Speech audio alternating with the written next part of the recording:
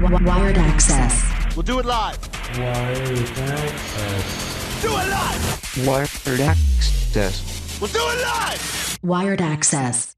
Welcome to Wired Access Podcast. I'm your host, DJ K-Dub Omaha. Today we are welcoming Iowa Western ESports. Not only their director, Bill Riccieti, but we also have Chase Mitchell, who is one of their coaches. We have two of their championship players here as well to share all about esports along with MAGE 2023. Welcome, guys, to the show. How are you doing today? Bill, you are the director, but also you're a champion in your own realm. What is it like to be a part of the community college at Iowa Western and be a part of their esports? Bringing it to the area where it's like making noise. It's not only everybody talks about Iowa Western and sports, but you guys are doing things beyond sports. What's it like over there at Iowa Western? Yeah, it's awesome. I think any of our athletes will tell you the same. We have one of the best facilities in this area for a community college, and we have championship aspirations every year. We've been in existence for this will be our fourth semester, and we already have 4 championships. So we bring our guys in. We expect them to compete. We expect them to do well academically as well. We have very high standards, and we have very high GPAs on the team. And our president, Dr. Kinney, is really supportive of the program and has put a lot of money into it. And we run it as a D1 athletic program. Our athletes get physicals. They have access to the training room and the weight room, and we have our own jerseys and whatnot. And everything that we do, the same stuff, football, basketball, cheerleading, all of them do. So we really take it seriously, and it shows because our guys win championships. Now, I have to say for myself and growing up with gaming, it was never at this level. It never got to this level. You guys, COVID somewhat helped a little bit of the gaming, but it also set it back a few because of get-togethers and the big LAN parties. Now, of course, when I grew up, esports was more of like a second job. You really needed to put in that time. What that does is if you're a father of 4, it doesn't make it so easy to put that in. So I leave that up to the people that can put in that time. I'm not going to lie. I'm very straightforward. I almost lost my marriage only because when you want to be great at esports, you have to put in the time just as a top of the line sports or any career you want to do. Chase Mitchell, obviously you have worked with me for a long time, but you've also worked before Iowa Western with like KCP, and they're out of Kansas City Pioneers. They are beyond the college, but I tell you, the level of gaming just keeps rising year after year. What's it like so far for you since you've taken that realm and now you're part of Reavers Esports? Coming from the professional esports world is a lot different because I'm dealing with guys who are, like you talked about, able to put in 8 to 10 hours a day, just grinding to be the best in the top. And here I get to come in and I can take those, I can take those lessons that I've seen from those guys. I've seen what they've worked on. I've seen what they need to do. And I can impose that on the students that they come in, especially in games like Rocket League, where, you know, for KCP on that side of it, we have some of the highest level players in the world. And I can bring those values and those teaching moments to the players and hopefully elevate them. It's been a wild, like coming in and meeting Bill. Like this is my first year at Iowa Western, so it's been really fun. What do we have? 33 players or something? Yeah, about 34 or 5. Yeah, it's crazy. A few stragglers that were waiting to get on the roster, but I think that I think you said the other day that we are the second largest sports program technically. I believe so. I think football obviously has more, but I'm not sure anyone else has 35. Don't quote me on that. I'm pretty sure. Here comes baseball here soon. Like, what are you talking about? Now, you guys have brought 2 of your championship competitors. You have one for Mario Kart, one for gun shooter in, is that what it's called? Gun shooter 2v2 Gunfight. Yeah. Gunfight. So can you go in a little bit, one about your players and one, what is two-man gunfight? Like I've never heard of that as a competition, but I mean, this is junior college competition. It isn't like they just went down to the local shop and said, hey, we want to play in your game tournament. This is versus other junior colleges in the area. Yeah, for sure. We got Hagen Shonka here who plays Call of Duty Gunfight. Him and his partner, Ethan Stewart, who is actually another assistant coach. He's a little busy right now with newborn kids, 2 of them at the same time. Twins. Oh. Yeah. So he couldn't make it today, but they won the Gunfight Championship. And Gunfight is basically Call of Duty. It's 2v2, so it's a lot more intimate, a lot more strategic. Once you eliminate both players on the opposite side, your team wins that round. And to win the game, you have to win 6 out of 13 rounds. So it's the first of 6. And Hagen is undefeated. He's 19-0. He has never lost. I can honestly say that I've never seen a better Call of Duty player in the world. And when you talk about Hagen, he's also a dual enrollment, right? You're doing high school and college. So that one's classes. actually Keller here. Oh, Keller. I knew it was one of you two. Keller is also really good. He's our Mario Kart player. He's a dual enrolled athlete, so he's actually still in high school, but he's also taking college classes. And he is 19-1 in Mario Kart. So I'll let them talk a little bit more about themselves. Now, when you talk about, let's start out with Call of Duty. What does it mean to go from team aspect to you and one other person? Most people like that 1v1 or, but when you're relying on that other person to be as strong as you, what does it make it different for you compared to team and singles? So in Gunfight, the 2v2, you have to take into account your teammates' like play style and how they play and adjust accordingly yourself. And me, when I first came in, I just played Call of Duty for fun. I didn't know if I remember coming in at first and was like, I don't know how good I am. I don't know I'll be able to do much. And then I come in, we play preseason games, we lose against the defending champions, right? Then we go through the season, we build chemistry, you really get to know your teammate, and then we went undefeated and won the championship from there on. So it's really just learning each other's play style. Then you have to go into the other team's play style and adjust accordingly during the match, before the match, and then everything. Where did these championships happen? So for Call of Duty, where is this held at? How many teams? Give kind of a perspective from the outside looking in. So the first semester we had there was 8 other teams. Yeah, so we play online basically. Well, we play other colleges online, and the championship he's referring to, that first one, was against the team that beat us the previous year in the championship. So we were able to get revenge on them. That's always good, which was a very cool feeling. The second championship he won, it was from Central Community College in Nebraska, and they actually came to our studio, to our arena. We call it the GC. Okay. And we actually set up an in-person tournament. So we played each other in our building. So it's kind of like a home game for like a football team or something. But that was the first time that has ever happened in our league, and we hope it happens more. The fact that they were so close to us made that a possibility. But we're playing teams from Pennsylvania, California, Oregon, sometimes even from Canada. So it's all over the country these teams play. And are these leagues something that, like, you as coaches can see results from other, like, how is the access to results, the access to these teams? Or is it just something where, like, if I join this chat, I can easily get in? Or is it something that's pretty locked in for those junior colleges? Yeah, so our league is the National Junior College Athletic Association for Esports, the NJCAA, and they run everything, the tournaments. They use a program called Generation Esports, and for our Tier 1 teams, which these guys are going to be a part of, they're the highest competition levels. Those schedules are generated ahead of time, so we can look at our opponents, see how they do, scout them, watch past footage, make up game plans. The other tiers are kind of more competitive, but less championship level, so there's more of a queue-based system. So it's just, if you're going to play, you come in and you queue up against the team and you play. But for Tier 1, yeah, we definitely have an ability to scout ahead. Well, and then we get to Mario Kart. Not only are you doing high school, college classes, but you're playing a game that's super fast-paced, where one simple banana peel could ruin your day. What took your interest in Mario Kart to be like, this is the game I can dig, and this is the game I can win a championship in?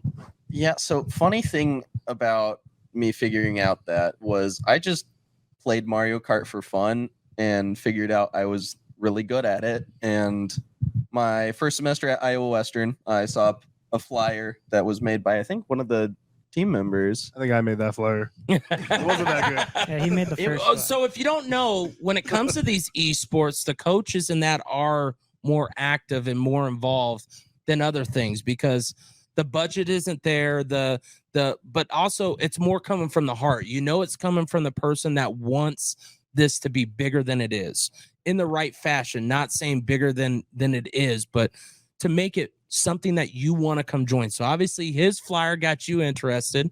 Yeah, I saw Mario Kart on there, and I saw Smash Bros, and those were the two games that I played a bunch. And so I joined, figured out through the preseason games I was pretty good at Mario Kart, Figured out through the preseason games I was all right at Smash, which now retired in that. Didn't go well last semester.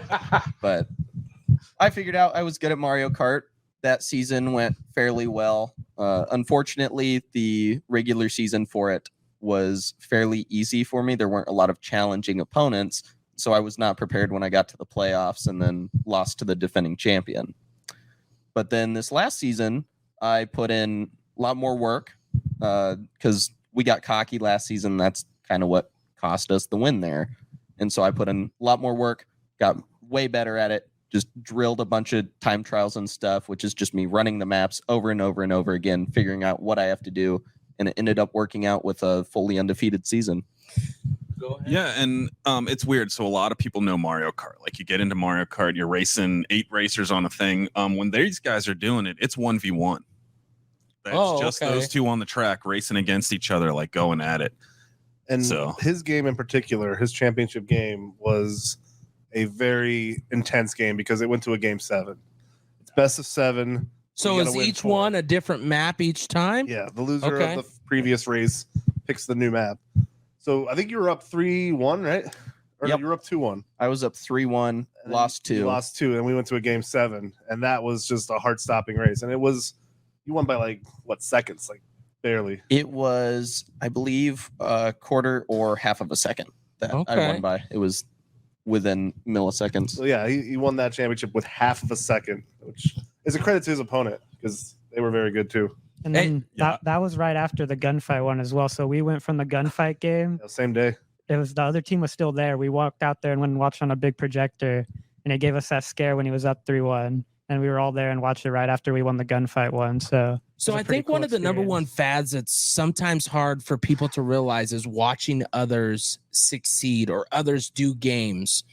What do you think has drawn that to be more of like where people watch the YouTubes? I mean, I got coworkers that will sit there for hours and watch Overlook. They'll watch anything someone playing. What do you think has really driven that part of your games? Because just as you said, boom, we got done with ours and we're ready to watch the next thing and the excitement behind it. What do you think is the drive behind all that? So I know coming out of my games, he's my teammate and I want to cheer him on. I was just 2 championships one day, pretty cool. So going out there and watching it happen was a really fun experience. And I know we stream on Twitch and whatnot, and having family members watch who don't even know anything about the game, they learn and then they get interested in it, and just watching others play a game you might enjoy. And you might even learn how to get better at the game watching other people play as well. I like that, getting little pointers from each of them. Yeah, I get that question all the time. You know, they'll see me watching someone on YouTube or Twitch, and they're like, why are you watching video games? Like, can't you just go play them? It's like, well, you can go play football. Why are you watching the NFL? There's no difference, right? There's no difference in reality. The reason I watch video games is because they're enjoyable and I love seeing incredible plays. I want to see the best people out there do the greatest things. Yeah. And I can pick up little things in the games that I play specifically and then pass those on to the students themselves. Like if I'm seeing small little jump ups that you can make, then I see, or in Halo, for instance, there's a lot of weird jump ups that you can do. I can pass those along to the Halo team and be like, hey guys, this is a more fluid way to move around the map. And most people, when you explain it to them that way, you're like, hey, do you like watching soccer? Yeah, I love playing soccer and I watch it. Great. There's nothing different. Nothing different. Just this is on YouTube and you could still watch games on YouTube. Right. So Bill, when you think back to when you first started just the gaming part, what do you think has changed in parents and the actual reality of people watching people play games? And what I mean by that is sometimes it's not always looked as a positive thing. Right. Oh, you're just drowning yourself in games. But it's slowly gaining the strength to get better and better each time to know, man, if my son or daughter is really good at this, I should support them just as I do with football. What has been changing? I mean, as a coach, you've got to notice these things. Yeah. And to be honest, there's a stigma around video gaming that it is for lazy people. It is for people who don't want to go outside and do other things. And I think what I've learned with a lot of the parents that I've talked to is that they are very encouraging. I mean, maybe they're kind of part of that traditional lifestyle to start, at least in their knowledge and their thinking. But once they see like, like video games teaches a lot of things, like having a good team mentality, being able to make quick decisions, leadership roles, stuff like that. And just the ability these guys have is insane. Like, you give me any athlete and, they could run a mile in under 4 minutes or whatever, but like, can they quick scope a dude in Call of Duty and like a flick of the wrist? No. I like the comparison. It's different things. And just because one is more athletic based and one is more mind based, there is that stigma there. But I think a lot of our parents, I remember meeting your mom for the first time, and like I think the first thing I said to her was I was like, thank you for letting him play video games, because it was right after we won that championship, and like they just get good at it. And I think if the parents support their student or their kids, and that gains them more confidence to be better at the game. Yeah, because I know when I was first joining, or I would play games before, I would tell them, because these days, like gaming, you can actually have opportunities like other sports to go pro and make money off of it and whatnot. And I know the first time I told my parents, like, hey, I'm getting a scholarship for playing esports at school. Say that louder, because I think that's something people don't understand. Money called a scholarship to help with college and still enjoy what you love to do. Like, that's what I love sharing about this whole thing. And that's why I told Chase a long time ago, before he ever became an Iowa Western coach for you guys, is I just want parents, whether it's one parent that listens, one kid that listens, to go, man, there's opportunities. Everybody's willing to tell kids, go out for tennis, go out for golf. Those are easy scholarships. But how about you go out for something that they enjoy, something that they really can compare to? When you think back to when you first started gaming, what was your first game that you remember back to? And what drew you to gaming over some of the other things? So my memory only goes back to, I remember my dad got an Xbox. We got like an Xbox for Christmas. And I believe one of the first games we got was either World at War or Black Ops 1. And I would always play split screen with them in the basement all day. And then there was a point where I started getting like better than him. And then we play Madden. Yeah, I don't let that happen in the household. That happens quickly. My daughter is 10 years old doing things, and I'm just like, yeah, I do everything I can. At one point, it just got to the point where he wouldn't play with me, because in Madden, I beat him like 100-0 once he wouldn't play anymore. And then COD, we play split screen. And I remember like I was on Nuketown one time with like almost 100, and he was there at 20, and it's just like, you're like cheating or something, even though we're on split screen. You see everything I'm doing. I got you. We were like on the same team, and I was just like doing everything, and he was just like, you're cheating. Like, I can't. Man, so I take it he don't pick up the sticks no more when you're around. No, not he won't play with me like or against me or anything anymore. It's just not. All right, fair. Xbox, PC, or PlayStation 5? Okay, I started on Xbox. I used to play on PlayStation 2, but I wouldn't play like COD or anything on there. But I played Xbox 360, went to Xbox One, and I only relatively recently went to PC. I got like a gaming laptop, which it kind of sucked, but it was like in like 2020-ish. It's when I started on PC, and then went to the GC and actually played on an actual PC like for the first time. PC master race. I agree. All right. What do you remember from your past as far as your game where you started and got your gaming career going? Your past from 3 years ago. I know, 3 years ago, young buck up in here. Well, so I didn't really have that like traditional family experience growing up with being big into sports and stuff. We were always more of the video game family. So I grew up with a lot of Nintendo consoles like GameCube, DS, 3DS, Wii U, Wii, all that stuff. And one of the earliest games I remember playing is Mario Kart Double Dash or Smash Bros. On the GameCube. And so that's kind of what first started me on those Nintendo games. And I've really loved those Nintendo experiences. Yeah, I love how they even came out with obviously the compact original Nintendo with all the games that you can go back and play. I mean, you just hear the noises of the Marios and you hear the noises of the Mario Karts. You hear the, all that stuff just rings in your head. You're like, just brings back memories. Sends Bill, you back in time, right? Man. Dude, too much. Bill, where did you start and what all got you into gaming? So... Show us your age, Bill. Back in 1993, I started with Sega Genesis. That was my first set. Okay. Sonic the Hedgehog. I actually got Sonic on my leg right now. All right. So I'm not Okay. gonna be able to get this pant leg down, so it's gonna look weird for the rest of the podcast. He's not a gang member, I promise.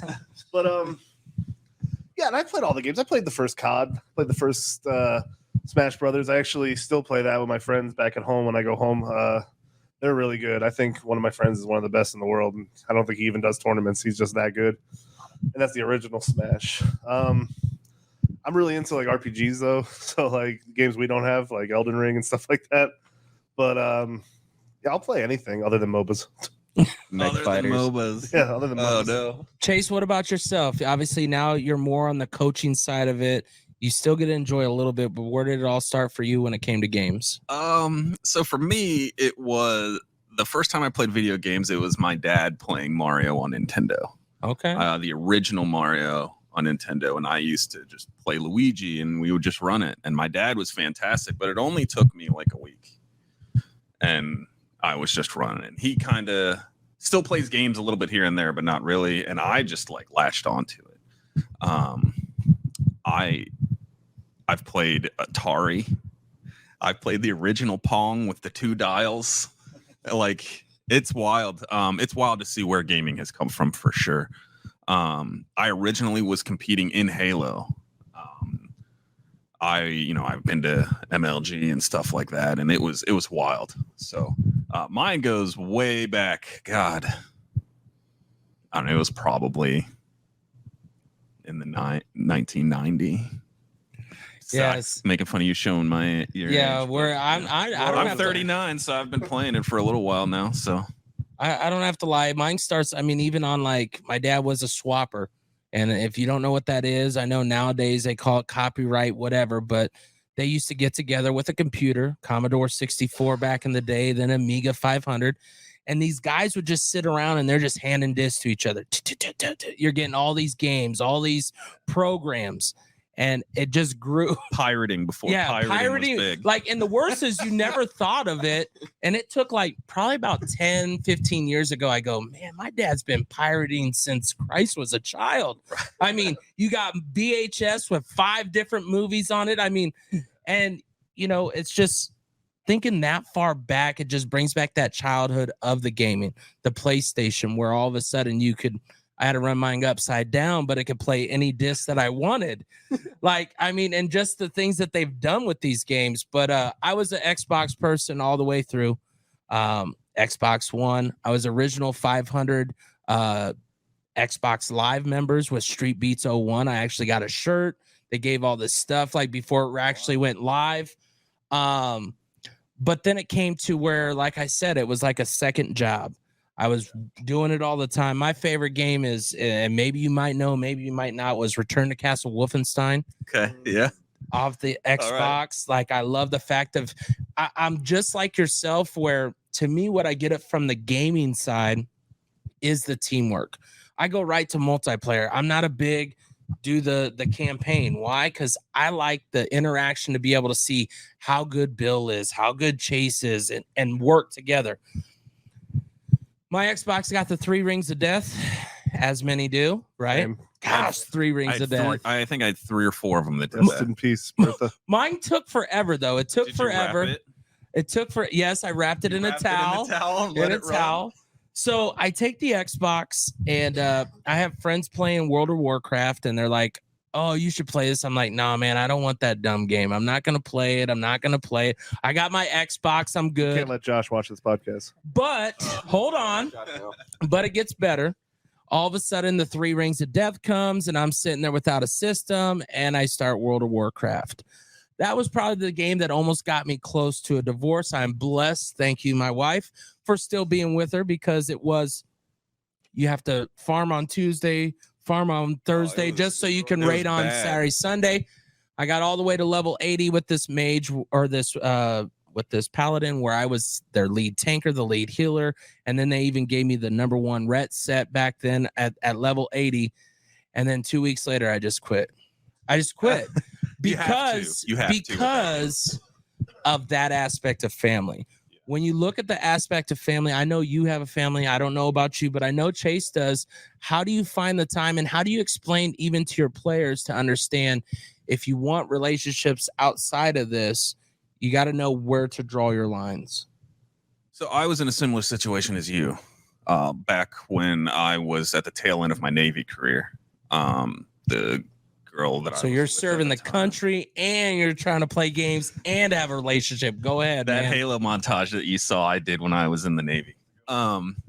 So I realized at some point I played WoW too, and my guild that I was in, we raided 4 times a week from 8 p.m. to midnight, and that ended my relationship. Yeah. And that's a reason I don't play World of Warcraft anymore. I effectively stay away from those styles of games because they suck me in. I am a but the 25 people together and knowing that you all did the same thing, Yeah. like that's a hype energy that I like. Yeah, the celebration moments when you're clearing content that you died on 70 times because it was glitched and you knew it was glitched, but you still wanted to run it to try to beat it. Yeah. You've just got 25 guys in a VC just exploding because they fucking did it. And those moments feel incredible, right? It's just probably the same moments that you guys feel when you win your championships. Like you win and you're just like, going crazy. Nowadays it's a lot more simple. You know, my girlfriend doesn't mind the video game stuff. She encourages it. You know, if it wasn't for her specifically, like the women's league and Rocket League would have never been created. Like she was very supportive of that when she found out all those things. And you and I had this conversation on the way here when we talked about, you know, putting time into the game, because if you're not going to put that time in, there is another competitor that will.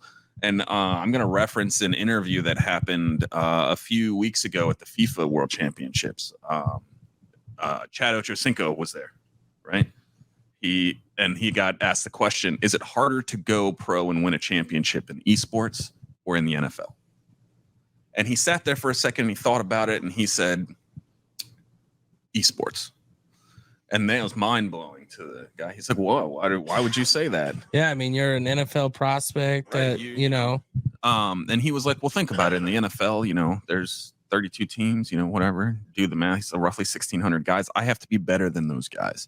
He's like, you want to be a champion in your esport? You got to be better than the world. And if you're not putting in that time to be that person, to be the best in the world, somebody else is. And I know that, like we talked about earlier, there's a lot of parents out there that are like, I don't want my kid playing video games and stuff like that. But world championships in this world for video games are millions of dollars. The Rocket League World Championship just ended. I believe that was, you know, $5 million prize pool or something like that. If you go look up the prize pools on some of these, you know, esports, they're wild. Dota 2 has $40 million prize pool. Well, and Dota 2 is a game from what? Warcraft 3 mod. But I mean, it's how old now? It's old and it's still pulling in this high money. Bill, for yourself, how does this all relate to you? What do you have for these young guys that are obviously still trying to fit life and gaming together? Yeah, I mean, you guys got a long way to go before life starts getting real for you. And like I said, I pride our program on academics as well. Yeah. So as a teacher myself, my first thing is make sure your grades are good, and then make sure you're competing well in esports. For me, have a tiered system for that. Yeah. They have to maintain certain GPAs to even play 2 titles or 3 titles. Yeah, and that's one of the things we do to like kind of alleviate them, because he wants to play like 4 different games. And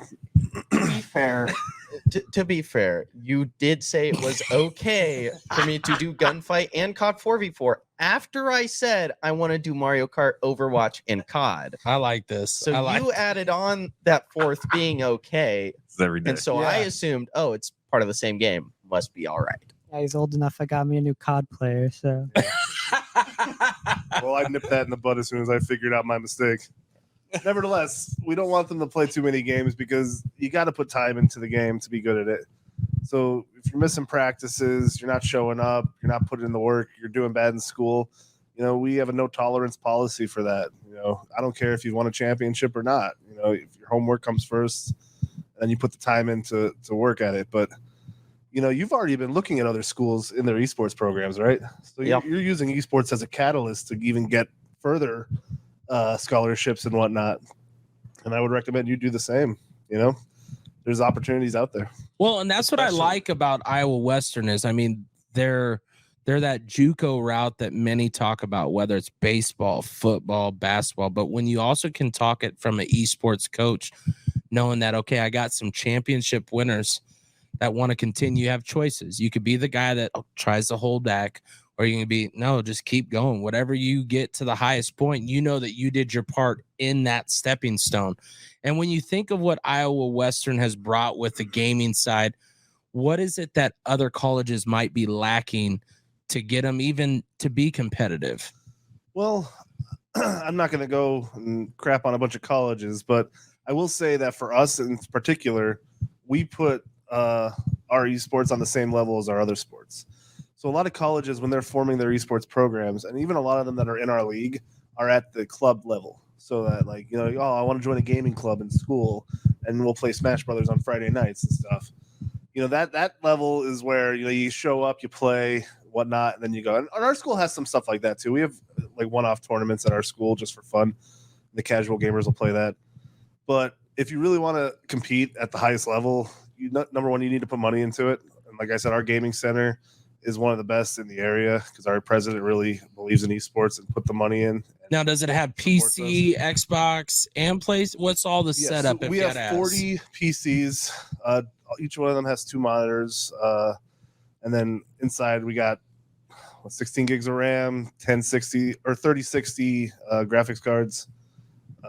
They can run pretty much any game. i7s. Okay. They're all beefy computers, basically. And we also have 4 OLED switches for Mario Kart and Smash Brothers. We don't have any PS5s, and that's not because we can't get them, because we could. It's just because most of the games we play are PC crossplay, so we just use the PCs. The only ones that don't right now are Madden and FIFA. Actually, no, FIFA is now crossplay. Madden and 2K, NBA 2K. So those are actually turning crossplay once Madden 24 comes out, which I think it came out last week. I was going to say, I know it's late August, so yeah. So that one will be on the PC as well. So there's no games that we can't play on a PC other than Switch games. But you use your controller. Yeah. Our guys bring in their own controllers if they want. He brings in his own keyboard and mouse now. So, we offer it for them. We offer headsets, keyboards, mice. If they want to bring in their own stuff, they're welcome to as well. What's a practice schedule for the week like for you guys? Does it depend on the game? Does it depend on the person? Yeah, so I make my captains pick the practice schedules. So I'll let them talk about that. Well, that's actually funny because me and Ethan, he was my teammate, he's now a coach now. We just set up like a schedule on a sheet to figure it out. And since you have to caught as 9, 10 players, something like that. Yeah, we have a lot, 10 players this year. It's a little difficult to set up a time for everyone with classes and work, but sometimes some people have to make a sacrifice to be there. But we go in the Discord, we figure out all the times people don't have classes and whatnot, and it's usually a 2-hour practice-ish one day, and then we usually have 2 hours before the game to practice as well, just to get warmed up and whatnot. Right. But for their credit, I see them playing at after hours too. They'll play together afterwards. Yesterday we grind. Practice was 4:30 to 6:30, but we ended up playing 4:30 to 9. So yeah, it's got to be easy when everything's right there to get lost in those times to continue to get better. You're just like, okay, I don't have to go nowhere. Here it is. It's a dedication, and when you look at it relative to school, how do the teachers take it? What does some of your professors say about it? Is there support from that side of it? Well, he's my teacher for everything. For everything, so. okay. I support it. Okay, yeah, I can't put much say in that. I think a lot of the teachers understand that too. You have some very supportive ones with the college early ed one with Dr. Matthews and stuff. Yeah. One of my teachers from fall semester last year, I believe, who is right down the hall from our little hangout room for the program that I'm a part of. His name is Mr. Bauer. He he's really supportive of the esports program. So every time I was coming into class each week, he was asking me how it was going, what it was looking like. He congratulated me when I won the championship. He was in that Twitch stream actually for the championship. And yeah, we've had teachers and even administration like Dr. Kinney in our Twitch streams, like cheering on, talking in chat. See, and I think sometimes the public doesn't realize, and it don't matter whether it's teachers, parent, how important this little part of it is. It not only keeps him involved in the esports, but then he grows in your program in whatever class he's in for you, because he's like, this guy cares. This guy wants to know one little thing. And I only say it because I took a crew. I dispatched life flight helicopters part-time, and I took a crew the other day, and I haven't talked to this guy for a while, and he goes, hey man, I checked out your last podcast. And I'm like, and he's from New York, you know, and it's not like someone I know like face to face, or even someone that I've said, hey, check this out. And I think that's a difference maker, is when people realize these things, they bring it to your attention without you having to go out and do it, because they know how much you love it. So then they're investing more in you. When you have that support, it's got to make the class easier, right? It's got to make you want to do it. yeah, And we push our athletes. I know, Bill, you talk about it a lot. Go to the football games, go to the volleyball and basketball games, support those teams. And the idea is that they will come and support us too, right? We want all the students that we can in our Twitch streams, like rooting on our guys. Like we hope that they make it. And the cool thing about that is we have to go to a football game to support them, right? They can support us from home. Yeah. They can turn on their PC and just leave it on and just be like, oh, damn, Keller just wrecked that guy. That was awesome. You know, and then he might walk around campus doing something, maybe be like, hey, I saw that. That was fucking great. It's the little things like that. Has that happened to you guys yet? Has anyone like randomly been like, oh, that was crazy? I had a guy, he didn't say anything about like the streams or something, but in my class, in my chemistry class this semester, first week, second class, he's like, oh, so what's the esports team like? Because I was wearing the jersey, and Simple. yeah. And so Free advertisement, as coach says, right? These are new this year too. Brand new. First year we had jerseys. Yeah. Very excited about them. they look sweet. Yeah, because I work at like the cyber library at the school also, and Sarah, she's like the head of the cyber library thing. She was like, hey, I saw that you won the championship and whatnot, and I think she watched some of the stream of the She's actually championship Mr. game. Bauer's wife. Oh, yeah, even better. Yeah. I didn't know that. Yeah. She knows all about it. Mr. Bauer and I play pickleball on Friday. Shout out to Bauer. Hey, man, I tell you, that pickleball is coming up, and they're actually putting that in parks. So it's good to see that. When you think of your gaming history, how did you come across your gamer tag, Sir Wilhelm? Sir Wilhelm. I don't know. I think growing up, I just never had a good gamer tag. Like I never like had one that stuck. I would have random ones throughout the years. And then when I decided to start gaming, it was probably pandemic time when I just really focused on gaming hard. I was like, I just got to pick one that works for me. And that's when I made my Twitch channel. And I was like, I'm really into like medieval stuff. So like Sir, that's where that came from. Like Game of Thrones type stuff. And like all those kind of games, like those RPGs I was talking about. And then my name's Bill, so William, so Wilhelm. I thought that was a cooler way to say William. I like how it all So rolls too. That's where it came from. The logo looks pretty cool too. Yeah, my buddy made that logo for me. Shout out Triforce Dad. Chase, how about for yourself? How did you come across Kilk? I get this question a lot. I am one of probably those rare gamers that has never changed their gamer tag since I made it. I had the originally on Xbox Live. I was Kilk, and I don't know. I was in middle school when I made that, I think. So I'm 39 now. Like I've never changed my gamer tag. It has never not been Kilk. And it was so long ago. The only thing I remember was me and my buddy just like trying to figure out something to call ourselves. And for some reason we were like huge Jet Li fans back then. Okay. And for some reason it stuck in my head, Kilk Jet Li. And I just made Kilk. I don't know why. I was middle school. So I'm like more confused than when I started. This I am too. That's why when people, this is the only thing I remember from back then. So when people ask me that, I'm like, I don't know. I made it when I was like 12. And it just stuck with me. I've been that ever Just kind of since. happened. Yeah. But All right, go ahead. Okay, so I've had a lot of gamer tags because I kind of had like I was like him. I didn't like them, So like at first it was something like Zomo Hollow, which was like all my siblings' names, but I didn't make it. That was my dad. And then I went to like, me and my friends would always play together. We played Rainbow, and we kind of all wanted like a clan thing. Yeah. So it was like Go Easy. And then at first I had like Jinx, and I changed it a couple times. And I was like, I have to pick a name eventually if I want to be like more serious about gaming stuff, just to get a name. So I went with like Getsuga, which is from an anime called Bleach. It's my favorite show. And I was like, this sounds cool. It's pretty unique. Well, and once you win a national championship, like you can't change it. I mean, now you're known for that name. Yeah, once I got into esports, like I'm stuck with it, and I like it. People in games, because like it's in the show, it's the name of like a move he uses, like Getsuga Tensho. And when I join games, people say like Tensho after in the chat, and I think it's pretty cool. So I've kept it. You excited that they're brought back the final season? Yeah, I've been watching it recently. I was like, because I started watching it a little before they announced that. I didn't watch it like when it came out because I was like before I was born.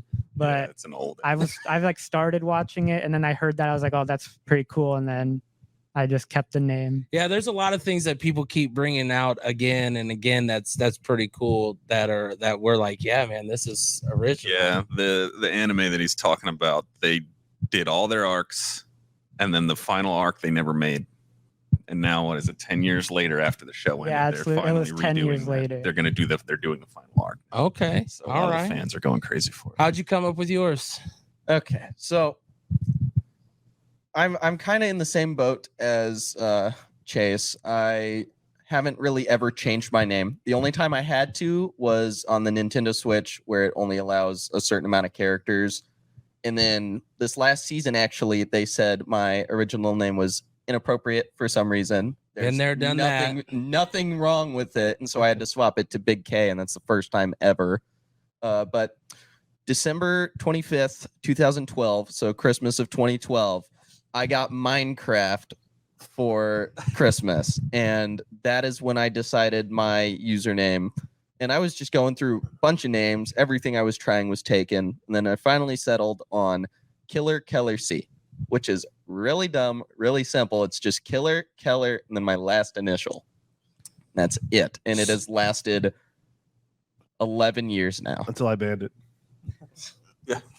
Now you're the peeler. I'm glad that you brought that up, because I was going to say, being the coach, how do you have to regulate some of the gamer tags? Because I know when I was their age, oh boy, my goal was to make something that might be questionable at that time. You should have seen some of the like almost all the COD players' gamer tags. All of them had to be changed when they join. Yeah, so luckily I don't have to regulate it. The NJC has a rule which allows, or not allows, which makes us so that we can't have inappropriate names. So I'll just send them the rule book and be like, hey, if you want to play, you got to change your name.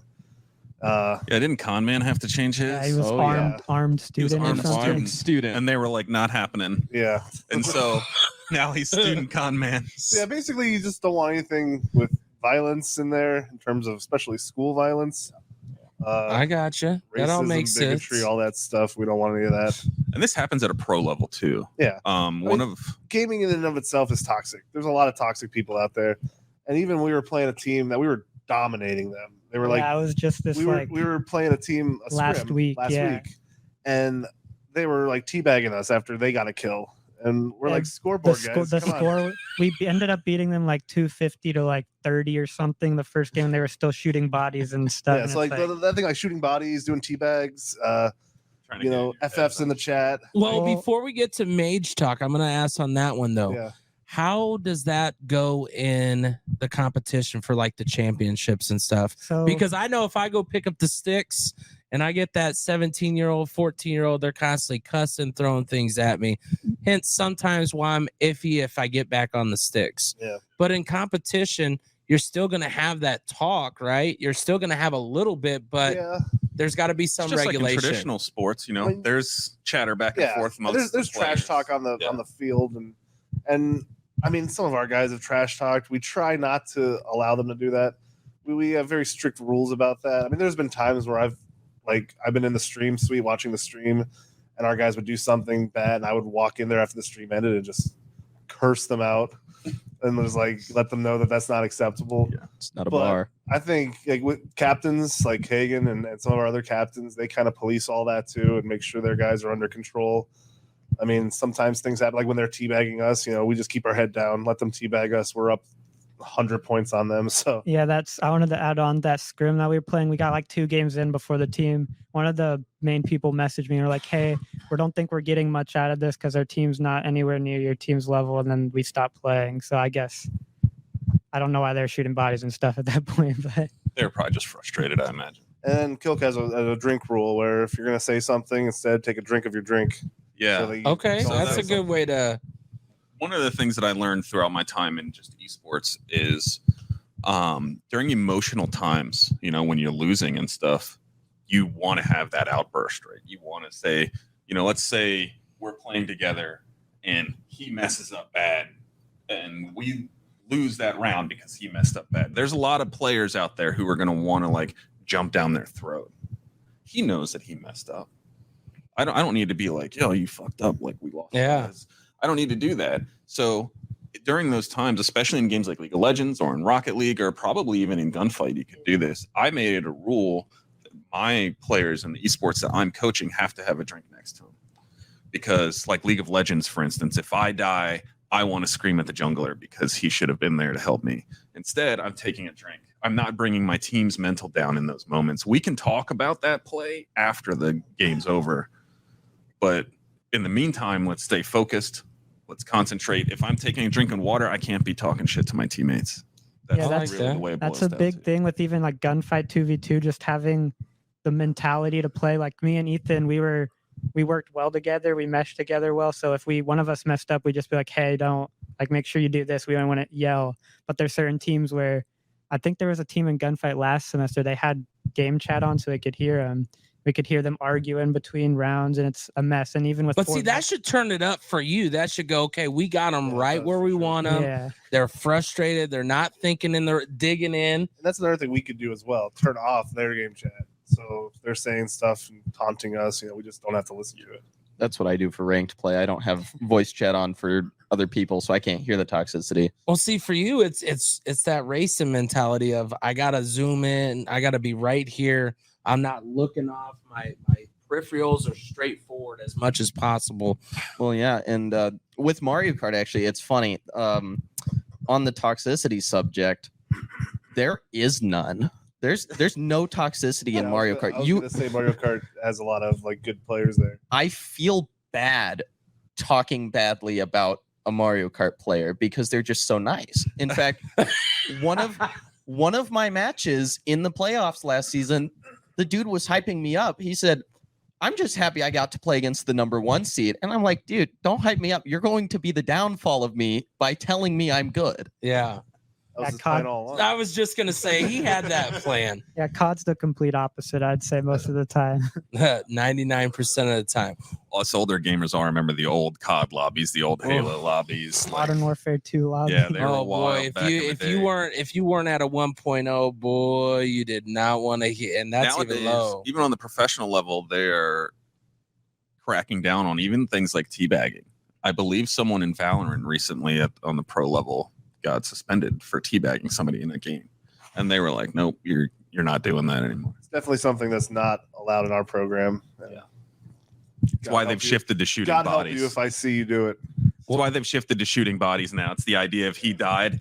And now I'm gonna normally- put bullets in them. Well, yeah, normally, right, you lay there for a second, like sitting there, and you can see the guy run by and keep going just to mess with you. Well, what I like is we got into esports, we got into the college part. Now let's go to MAGE. Okay, MAGE came back in 2021, right after COVID. This was one of the biggest events around here. Obviously, I didn't feel like everything was promoted right. I didn't feel like there was enough knowledge that it was here. I think back then it was more leaded towards you had a few colleges, but you also had some teams that just came into play.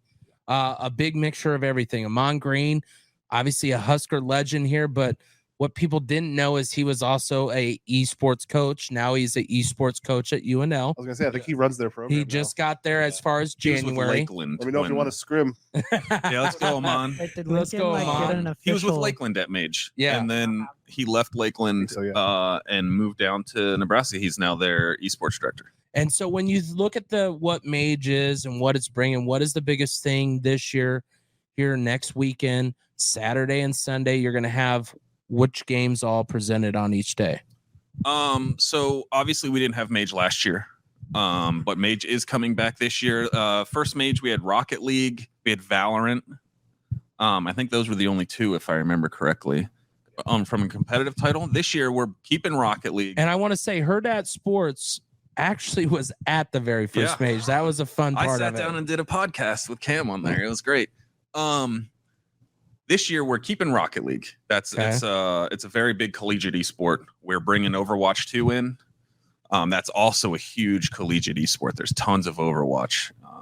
I didn't know that until I got here. I wasn't a big Overwatch guy, but I walked in here and then I see some of the stuff. I mean, we have how many? 11 Overwatch players or 11, something? yeah. Like, it's wild. And this is at tons of colleges are like this. And we're Also, also you guys play Overwatch too, right? Yeah.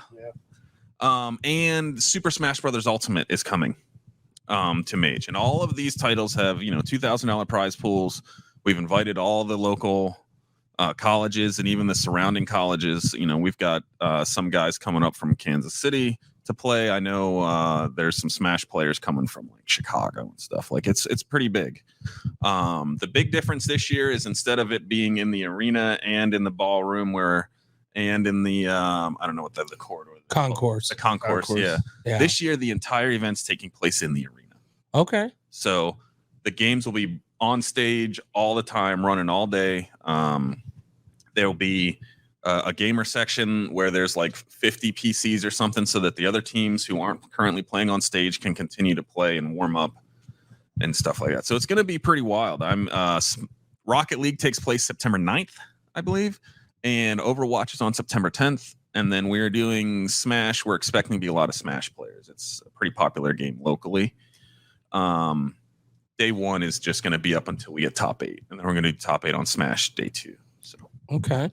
What does this MAGE do for Iowa Western, and what's your guys' involvement from a coach's level? So my involvement is to get our guys to participate. I actually just got the role of head coach in summer, and that's when the MAGE stuff started kicking off. So I'm doing what I can, but I kind of have to focus on our team. But we do have our team set up. We got Smash players ready to go. Our Overwatch teams are going to be competing, and then our Rocket League team will be there as well. But for what MAGE does is it kind of gets everyone's eyes open to the world of esports, the world of gaming. And as we talked about earlier, with the parents not really understanding the benefits of gaming, I think MAGE is a good way to kind of see the camaraderie live and then like in person. Because when the teams are doing well, they don't see that. They see the gameplay, and then maybe like an interview afterwards. But the high fiving, the hooting and hollering, the excited feeling that you're going to get when you're watching those teams play in MAGE. I think that just opening esports up to the Midwestern area and kind of making it feel like a tournament from a place where like a popular area like Vegas or something. That's kind of the goal of MAGE. And, set the atmosphere right, set it where Right. people want to see it. For you guys, what are you guys looking to get out of MAGE, and have you been to the last one in 2021? So I didn't go to the last one, but I've never been to like a big gaming like event expo thing like that before. So this will be my first experience and actually be playing in it to get that experience.